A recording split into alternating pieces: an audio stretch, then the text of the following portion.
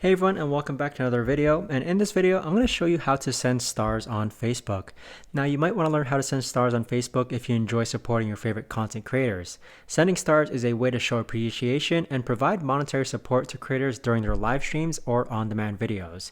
So this video is particularly useful for anyone who uses Facebook and wants to engage more deeply with creators and contribute to their content creation efforts. So this video is going to be short, sweet, and simple, so make sure to stick around and all the way to the end to learn how to send stars on Facebook. So with that being said, it's important to note that you want to make sure that you check creator eligibility.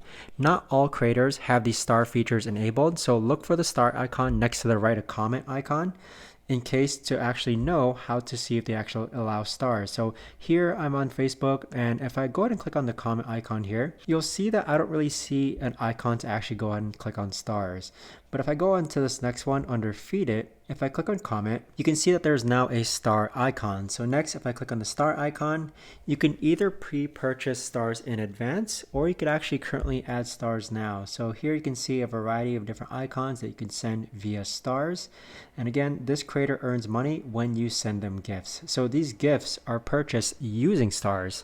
Now, as I mentioned, before sending stars, it's usually important to actually purchase the stars in advance. So you can actually just click on this button here, and then you'll just appear on this prompt here.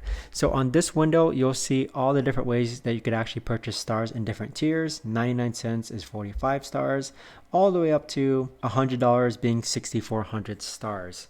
And as I mentioned before also, is that checking creator eligibility is going to allow you to see if they could actually send you stars, or if you can actually send them stars. Lastly, keep track of how many stars you send to manage your spending effectively. Remember, each star typically equates to 1 cent for the creator.